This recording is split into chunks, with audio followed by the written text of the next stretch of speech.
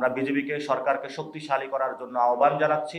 আমাদের রাষ্ট্রীয় যে সীমান্ত নিরাপত্তা বাহিনী আছে বিজিবি, সেই বাহিনীকে শক্তিশালীকরণে আমি সীমান্ত ভিজিট করে এসেছি।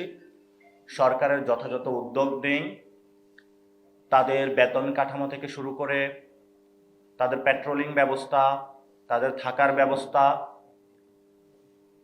তাদের নিরাপত্তা ইস্যু থেকে তারা অনেক ভালনারেবিলিটিতে রয়েছে। যখন তারা আমাদের দেশকে প্রটেক্ট করে চলছে, সীমান্তে মশার কামড় খেয়ে, বিষাক্ত সাপের ছোবল খেয়ে, পরিবার পরিজনকে থেকে বিচ্ছিন্ন হয়ে একটি খুনি ফ্যাসিস্ট বিএসএফ এর মতন বাহিনীর সামনে তারা দাঁড়াচ্ছে। আমরা মনে করি 18 কোটি মানুষের জনগণ থেকে নৈতিক সাপোর্ট তাদের প্রতি রয়েছে। আমরা সরকার থেকে তাদের প্রতি সাপোর্ট আশা করছি। আমরা বিজেপিকে সরকারকে শক্তিশালী করার জন্য আহ্বান জানাচ্ছি, যাতে আমাদের ঐতিহাসিক সেই মুক্তিযুদ্ধের মাধ্যমে যেই আমরা দেশের সীমানা পেয়েছি,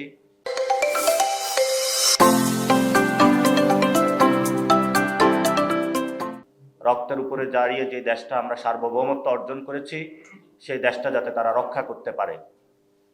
আপনারা ইতিমধ্যে জেনেছেন যে আমি 2টা সীমান্তে সফর দিয়েছিলাম। কসবাতে গিয়েছিলাম, একজন কলেজ পড়ুয়া ছাত্রকে রাতের আধারে খুনি বাহিনী হত্যা করেছে। তাদের ফ্যামিলির সাথে কথা বলেছি। আমরা সেখানে বলেছিলাম সরকার থেকে এই শহীদ ফ্যামিলিকে ক্ষতিপূরণগুলো দেওয়ার জন্য। এবং সীমান্তে গিয়ে যেটা আমি দেখেছি, সেখানে মাদকের সয়লাভ, রাস্তায় রাস্তায় ফেন্সিডিলের বোতল পড়ে থাকে। ভারত থেকে অবাধে মাদক বাংলাদেশে ঢুকছে। এবং একই পরিস্থিতি যখন আমরা হাতীবান্ধাতে গিয়েছিলাম, সেখানে দেখেছি যে নদীতে মাছ ধরতে গিয়েছে বাংলাদেশের নাগরিকদেরকে হত্যা করা হয়েছে। এবং ওনার ফ্যামিলির অবস্থা যেটা দেখেছি, তার একটি সন্তান আছে ছোট, আর একটি সন্তান হয়তো ইতিমধ্যে জন্মগ্রহণ করেছে। অর্থাৎ তার মৃত্যুর 5 দিন পরে তার সন্তান হলো জন্মগ্রহণ করার কথা। এলাকাবাসীর সাথে কথা হয়েছে, তারা যে পরিস্থিতিগুলোর শিকার হচ্ছে, ভারতীয় বাহিনী কর্তৃক তারা নির্যাতিত হচ্ছে। সেখানে তাদের বিচ্ছু ছেড়ে দেওয়া হচ্ছে, সাপ ছেড়ে দেওয়া হচ্ছে, মানুষকে হলো সাপ কামড় দিচ্ছে। এবং এগুলো আপনারা যদি সরেজমিনে সীমান্তে যান, সেখানে দেখতে পাবেন।